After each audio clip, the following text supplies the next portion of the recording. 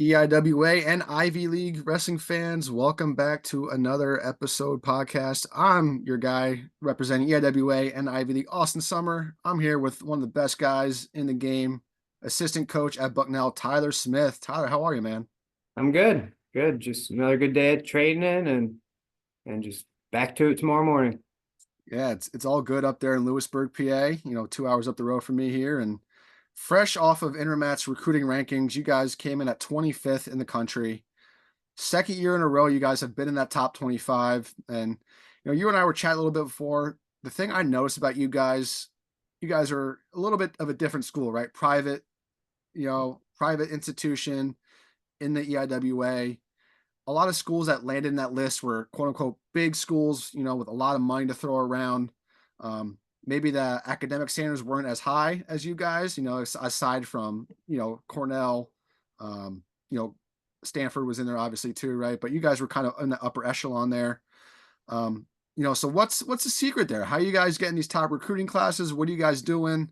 I know Willie loves you as a recruiter personally. You're always hustling. You're always getting info from him, and you're at all these tournaments and everything. So what's the secret here? How you guys getting in these recruiting rankings all the time? Yeah, I don't think there's any secret to it. I think it is a lot of legwork and hustle and doing the research. The thing that I get a lot of times is you do a good job of finding the diamonds in the rough, and I'm willing to do that, and so is the rest of our staff. And to us, they're not in the rough. That we just identify guys. Just with one of the incoming guys that's actually up here training right now. I mean, we were all over Dylan Bechtold really early. We saw how much promise he had, and then he just did what we thought he was going to do. And we created a great connection with him early, and that's what we depend on. And obviously, us being here in Central Pennsylvania, me being a Pennsylvania guy myself, Coach Warren's being here for 20 years now with his sons in the game too, Yeah. and one of them being a freshman for us. We know this area really well, and it's beautiful. It sells itself. And then obviously with the education, why wouldn't you want to give, your son some of the best options in the world as far as let's go make a lot of money. Hey, you could do, me being a Bucknell alum, getting into coaching, or, Kevin LaValle is another great example where he went and competed for Minnesota Storm right away. It was ranked as high as 12th in the world. So you get the best of absolutely anything that you could want here at a school like Bucknell. Yeah, it's cool looking at your guys' recruiting class coming in because, like you said, you guys are guys are. I'll say I keep saying small schools, but you're not a huge big state school, right? In the middle of Pennsylvania, but you're kind of pulling guys from all over the country too, right? You're not just pulling local guys, So how do you reach out there and get your brand out there and get your awareness out there to get guys to campus here? Yeah, I'll give obviously a really good friend of mine too, Eric Morrill, who's out at Cal Baptist now. Um, he helped me a lot whenever I first got here, and with just some connections, obviously with him spending some time at Ohio University, and now we're getting a lot of more Ohio guys. Um, and and obviously, I mean, who wouldn't want to get Mulvaney from AWA Askren out there in Wisconsin, and like a Tackett's from Perrysburg, Burnett.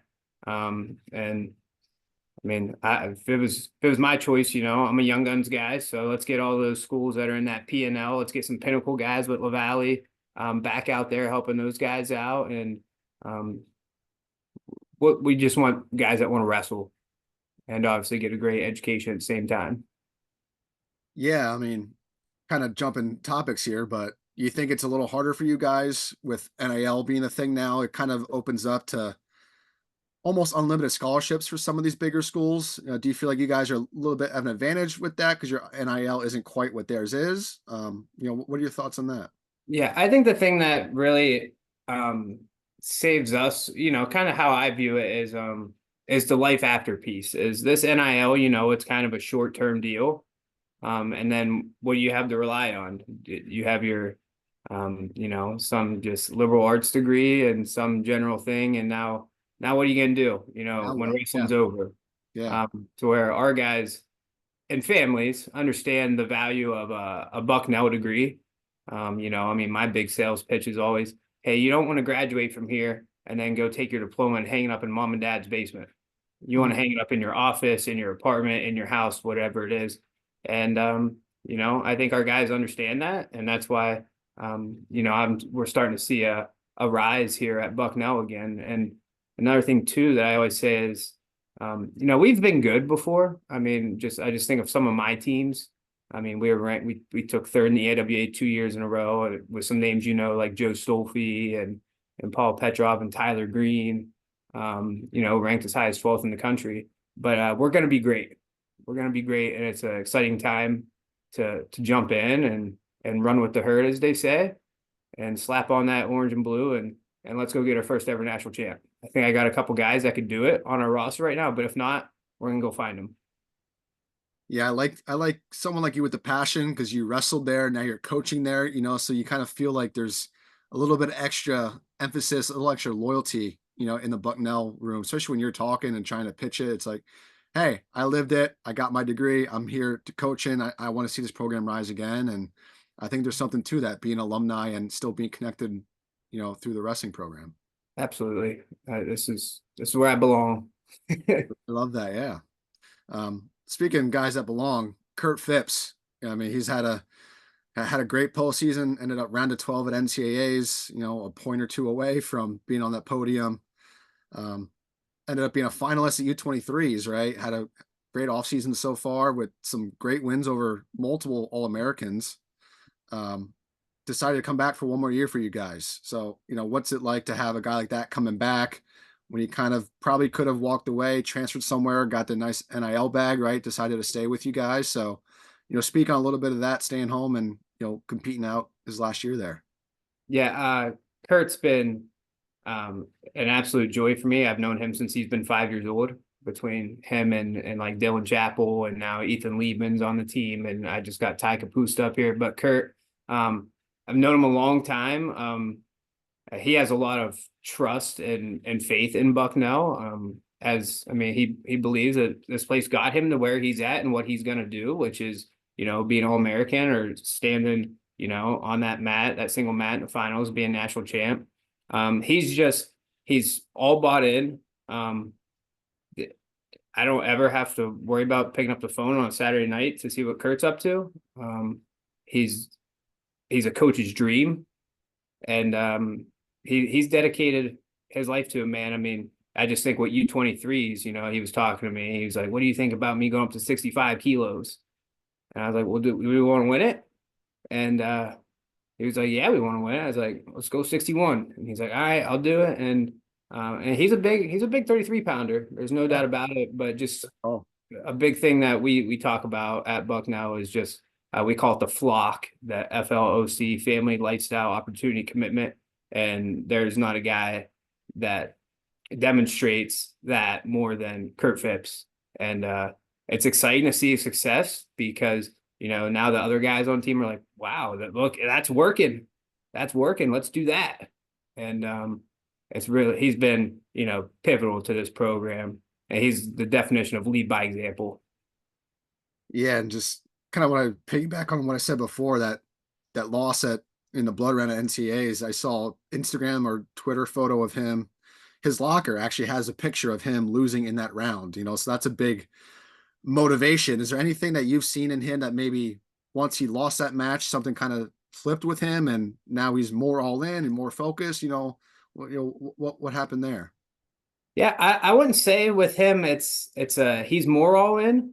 Kind of a thing that I tell these guys, and I think this is a big reason why I did it is before every practice, I tell them to sit in their locker for a good 5 minutes and think about what they want to do and accomplish today. So you're not just, hey, coach is saying hit a sweep single, I'm gonna hit a sweep single. No, let's really sit down and identify. Most of them have notebooks and stuff in there too that they write down before and after what we're trying to accomplish today. And I think obviously that's just some icing on the cake is I don't want that to happen to me again. So what do I got to do?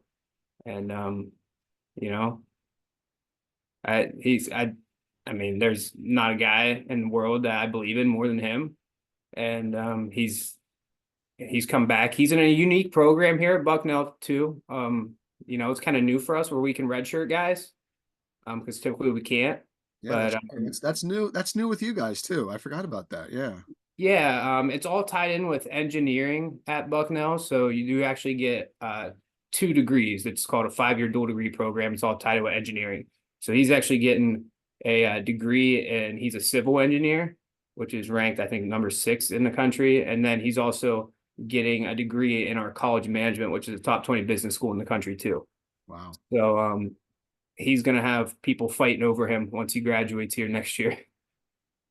Yeah, it's all it's like White Gooden on dodgeball. You got a brig of Yeah. mental sweat too. It's Yeah.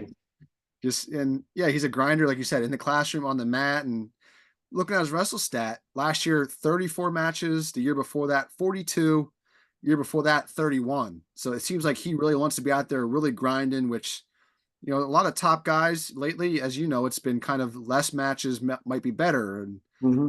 him coming back, maybe another year older, like you said, he's a big 33 pounder. Is there any plan to maybe pitch count him, or maybe take care of injuries a little bit more throughout the year coming in, just to take some of those match loads off? Yeah, we sat down, we sit down at the end of every season, these guys sign up for a time slot and we just, go over an agenda. Hey, what do you think of the season? What do you think for next season? And it's something that was brought up. We haven't really sat down and discussed it again since then. But just the past couple seasons, he's been my only 33 pounder. He's been my only guy. And obviously bringing in like Vinny D'Alessandro out of Ohio adds some good depth to that weight class. He's another guy I'm really high on. And so now we do have some depth. It's just really, I mean, at the same time, we're trying to win. I mean, I just think of, our schedule just for next year. We got Cornell, Pitt, we're at Minnesota. We got Wisconsin at home, and to win those duels, we need our hammers out there. And there ain't no doubt that Kurt Phipps is a hammer and can score some big time points like he did in our duel against Wisconsin last year. He went out and teched the guy right away and got our team off to a really good start. Yeah, you kind of mentioned some of those duels there. That's one where if you guys win a match or two, you're not supposed to in that duel. You guys end up winning and maybe not being the favorites, but again, really gets you guys on the map there again and opens up doors for potential recruits in the future. And you get a guy, a clueless guy, Bucknell. Who's that? Look at results. Oh, they beat Minnesota. They beat they beat whoever, and Yeah, he was a top 25 team, and it might be a good fit for me. It just kind of opens doors like that, right?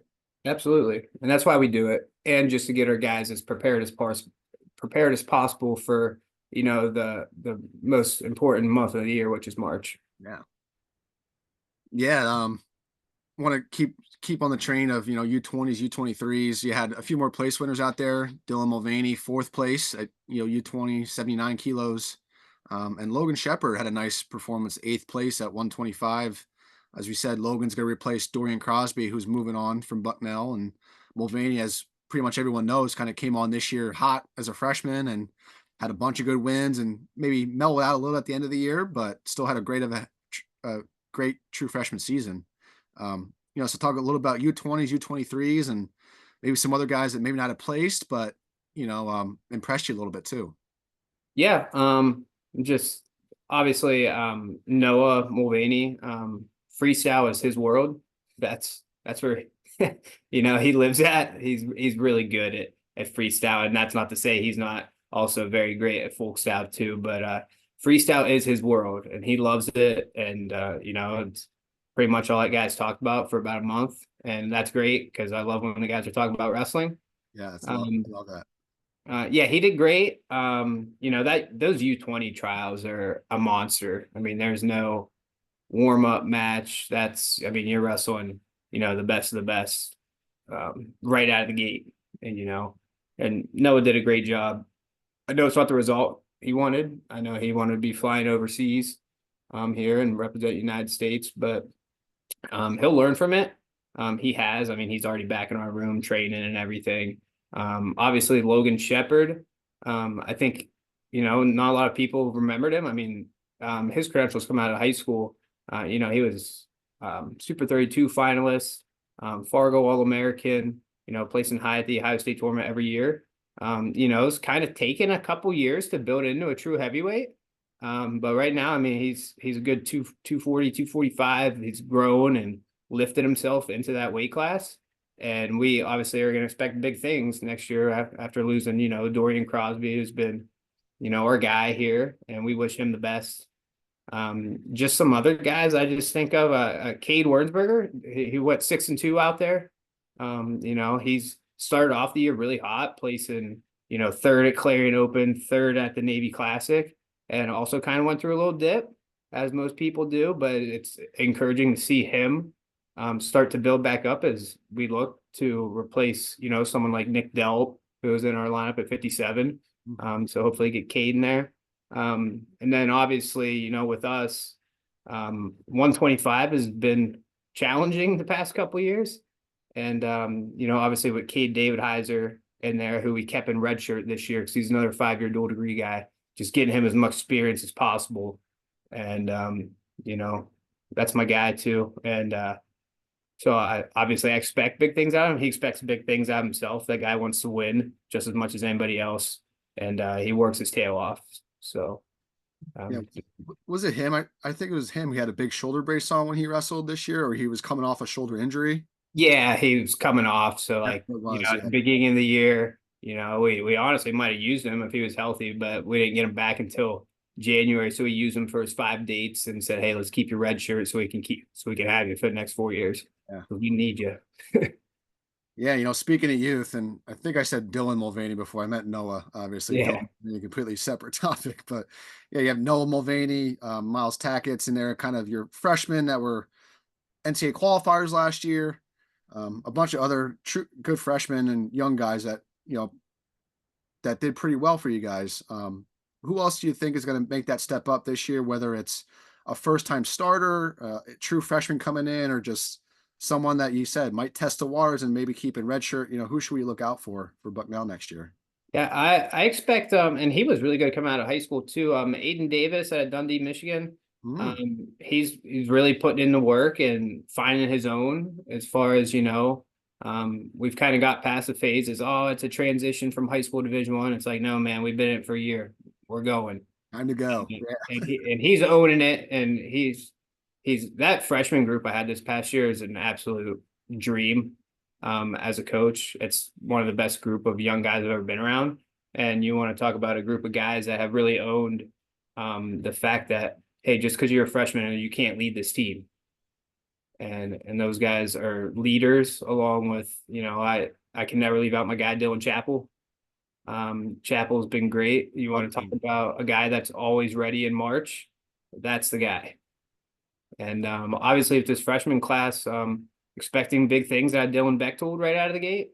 And all those guys too. I think we just keep building these really good young classes. And as they get older and they're leading this team, I mean, we're gonna be, a staple inside the top 20 here very shortly. If it's not next year, and I'm thinking the year after. But just those freshmen, all of them. I mean, obviously Dylan Bechtold is ranked the highest in that class, but I think really highly of a Franklin Regional guy that I've known a long time too, with Ty Kapusta. Oh, And yeah. believe it or not, I've known Creed Thomas out of Georgia for about 5 years now, just with my relationship with Terry Allison down there. And, Tyler Venus. Who else is there? Caden Schaefer. I expect all those guys to be ready to take the spot right out of the gate. The thing that's really really nice with those guys is every single one of them are up here taking a summer class right now and training through our RTC. So these guys, they get it. They get it. That's going to be tough, and they want the transition that everyone talks about to happen sooner rather than later, because they want the spot. And why wouldn't they? I don't know why you would ever do something as hard as Division 1 wrestling unless you're going to get the ultimate gold, getting that hand raised on the weekends. So it's exciting. I think this is the first year ever that we've had every single incoming freshman here on campus, before their freshman year, training over the summer. So it's been a great week so far. Yeah, that's great because that kind of sets the standard for the next coming years, right? It's like, hey, last year everyone made it. Why can't you make it, next year or the year after that? It's like we expect greatness. We expect, people just to transition early on. And, back when you and I were in school, almost 10 years ago now, right? You almost expected that freshman to take your lumps as a freshman, right? Because it's, oh, high school is different than college, but now these guys are coming in beating college kids as high school freshmen, high school sophomores. It's so it's like, hey, why can't our guys do that too, right? So Absolutely. I like that attitude. That's great. Absolutely. Um, let's stick to NIL here a little bit. Um, Bucknell, again, not a big school that has where some of these athletic departments have millions of dollars in NIL deals. I don't think Bucknell fits that mold, but you guys have a little bit of NIL included there based on what we were talking about. So what is happening at Bucknell for these athletes, or what is in the works when it comes to NIL? Yeah. I won't say we don't have NIL. It's always something that I think could be done. Um, I'm just trying to think how to phrase this here. Um, something that's not, I think, dire to our future here at Bucknell. Mhm. We're one of the safest programs in the country, and I know a lot of coaches are starting to talk about, this lawsuit and stuff like that, but we don't cost Bucknell University a single dime to operate. We've been very gracious to have, you know, multiple donors, and just highlighted by Bill Graham, who brought wrestling back to Bucknell after a short hiatus, and then obviously gave another, generous donation of I think it's $8 million to build our state of the art wrestling training facility, which I would put up there against private pretty much everybody in the country. Wow. It's a great spot. I'm sure you've seen it, right? I saw the plans and stuff and things for it. Yeah, Yeah, that's yeah, I it's a great kind of spot. forgot about it, to be honest with you. Yeah, that's great. Yeah. It's a great spot. But I don't think it hurts us. I think it does kind of generate a bigger gap between, some state schools and some bigger state schools, or some more traditional or popular wrestling schools. But I think between the education and just the relationship that we have speaks more than any type of short-term situation that NIL would cover. Mhm. You just think life after wrestling, these guys are going to be set. They're going to be making a lot of money, and hopefully giving a little bit back. And once they're a little older, and just keeping this great legacy and trajectory going for us.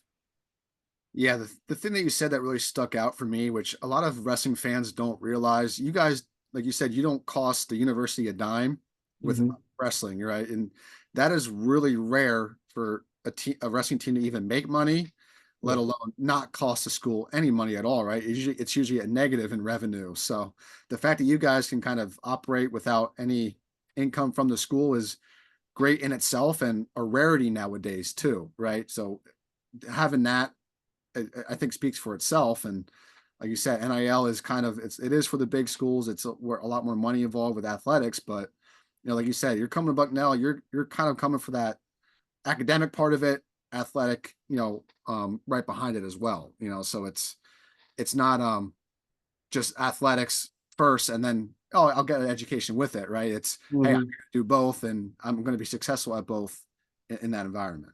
Absolutely. Yeah, speaking of environment, EIWA Ivy League split kind of happened first year. This is going to happen this year, and I wanted to pick your brain because you and I both wrestled in the EIWA when it was all full 17. The one year they had 18 teams, when Rutgers and Boston University were in there. Yeah. So just from Bucknell's standpoint, what are your thoughts on this split? Good, bad for Bucknell, indifferent? You don't really care? What do you got? Yeah. Me personally, um, just as a guy that wrestled in the AWA, as a competitor, I liked it more, with the Ivies in it too. Especially, you're talking, obviously Cornell, taking second in the national tournament last year, you're talking about a really elite team. Hmm. Um, and obviously Princeton's has been coming up, and Columbia is doing a good thing, and we'll see if they can keep building that program there. And I hope they do. Um, but the way I view it is, just me personally, um, I think they're going to be kicking themselves possibly in a couple of years. I just look at like an ACC, for example. I mean, you're seeing top 20 guys that, maybe didn't have the best tournament. Now they're fighting for a bid. Mhm. Um, so that could be a possibility for them. But from an EIWA perspective, I think we're going to be just fine. I just think of obviously you got Lehigh, who is, they're so much tradition and history there. They're always going to be good. And then I look at, schools like us, like Bucknell. I look at Army. I look at Navy, the schools that continue to get better. And, that falls on us as a staff to continue to recruit, retain, and develop guys so that we keep our numbers up as far as, with the EIWA, we are consistently, I just think when I was wrestling, I don't think we ever had less than, 6 qualifiers at my weight class, which was 141. So, Mhm. it's on us to keep our numbers up. Not that they're not going to dip with, their departure, but, it's a challenge that we'll embrace and and we'll see how it goes. Yeah, I mean, just talking to different coaches, and yeah, I agree with everything you said. I'm on both sides of the fence of it, right? Because it's like, yeah, the Ivy Leagues, like their argument is, hey, we have 6 schools of the 17, but we're earning half the bids, so why Mhm. should we wrestle 4 matches, where you could just wrestle two and qualify the spot? And Mhm. but me as a fan, it's like, hey, EIWA 17 teams, great upsets happen because those brackets are huge. Yep. Like 2 years ago, Dylan Chappell couldn't make the line at 33, couldn't make it at 41. He goes in at 49, ends up beating the top seed Doug Zaff that year. And like, it just Doug Zaff's my guy. I'm not picking on him, but that's just an example that stuck out because I don't think you're going to get much of that with just an 11 team bracket with the EIWA and Ivy League split. I think the bigger the bracket, the more opportunity there is for upset and things like that along those lines, which for me as a fan is great wrestling come conference weekend. But for the wrestlers, and as people are injured and it's like, oh, I don't have to wrestle this guy who could potentially hurt me. I'm going to tech fall him anyway. Yeah. Sometimes it's easier just to wrestle a match or two that Yeah, weekend, you for know, sure. keep that injury free. So Yeah, I just really liked it. I mean, to win an EIWA title, with those 17 teams, that's something pretty special. It's something yeah, really hard to do. And but I still think we'll be fine. It's still going to be extremely competitive, especially with some of these other schools getting a lot better. I just, I'm friends with Jesse Delavecchia down at LIU. I just see them getting a lot better. oh yeah. And obviously not to skip out on Binghamton and Drexel, and it's on us to keep the numbers up. So let's get to work. Yeah, and I love that you said LIU because great example are they had their first Division 1 qualifier this year at EIWAs with a 17-man bracket. Yep. If that were to happen with just 11 teams, it's impressive. Obviously, don't get me wrong, but like with 17 teams compared to 11, he had to go through a rough course to get there. It's Absolutely. easy for them. So Yep. really cool stuff. And like I said, I agree with you everything you said. I agree with everything the Ivy League guys said. Like you said, we'll have to let it play out and see what happens. Yep. Yeah, so we got a few minutes left here. I'd like to open up the floor up to you, and if you want to pitch Bucknell and say thank yous to whoever, the floor is kind of yours for the last few minutes here. Yeah. Just for thank yous, I mean, there isn't a single person that deserves any more credit than Coach Wernsberger. He's a guy, I committed to this university about 10, a little over 10 years ago to this day. Mhm. I believed in that guy then. I believed in him my 4 year career at Bucknell, and there's nobody I believe more this day. It's been great to be part of, his sons, just them being in my corner, and they were, with his youngest being, 4 years old to his oldest one, Cade, that's a freshman for me, just to be in that ride the whole time. And I really trust him a lot. And we're building great things here. I mean, our other coach, Tommy Flitz, who I actually coached against when I was coaching at VMI for a year. But he's developing into a great young coach. He is awesome for our bigger guys. Him being a 74 pounder, obviously you see the stuff he's done with Miles Tackett to make it to nationals as a freshman, and some of those other guys like Mikey Bardish and Logan DeCitas and even our heavyweights. I mean, Flips ain't scared to put his hands on anybody. Love it. And we'll have another coach here soon, and we're really excited about. And there's just really good things happening here, and I think a lot of people are recognizing it, and Yeah. it's exciting. Just from an alumni standpoint, from a coaching standpoint, and The next thing, for me personally is I got to get my passport and head to Columbia with Kurt Phipps for him to represent the United States Pan Am team. So it'll be exciting, and really, really pumped up for him. I know he's excited, and June 15th coming around the corner, so it never stops, and that's a-okay. We like it. Yeah, yeah. Today's just for people out there, today's the 12th, so the 15th is the first day that you guys can call the class of 2026, right? So you're going to be on the phone probably at midnight calling some of these guys, really, like you said, grinding out there, and you guys will probably be in that top 25 recruiting class next year, but hopefully higher than 25, right? Absolutely. It should be a pretty crazy week because I actually have seven, families coming in for official visits as well. So we'll see. Busy. I like the chaos, so let's just keep it going. Yeah, that's good because you get guys in there early that are all kind of, same common goal. It's like, hey, I'm thinking about Bucknell, and they all think, oh yeah, I'm thinking about too, and they just kind of get that, that camaraderie there early on, and they all commit at the same time, and boom, you got 7 commits right there, right? And Yeah. it's great to do that. I love that. Yeah. So it's good, man. And just exciting time, and we're gonna be doing big things. I think we already are. I think me just talking to these recruits and everything like that. Um, saying, I'm telling you guys, we're going to be good. I'm telling you. And, just to see it this year where I can kind of be like, I'm not telling you, you can see it. Yeah, So proof is in let's the keep, pudding, as they say. yeah. And, it's an exciting time to be a Bucknell Bison. All right, love it. All right, thanks for your time, Coach. I know you're busy. I'll let you get back to crunching your numbers there and getting ready to make some phone calls in the next few days here. Appreciate the time, and go Bison. Yeah. Thanks, Austin. Have Thanks, a good man. night. All right, we'll pause this.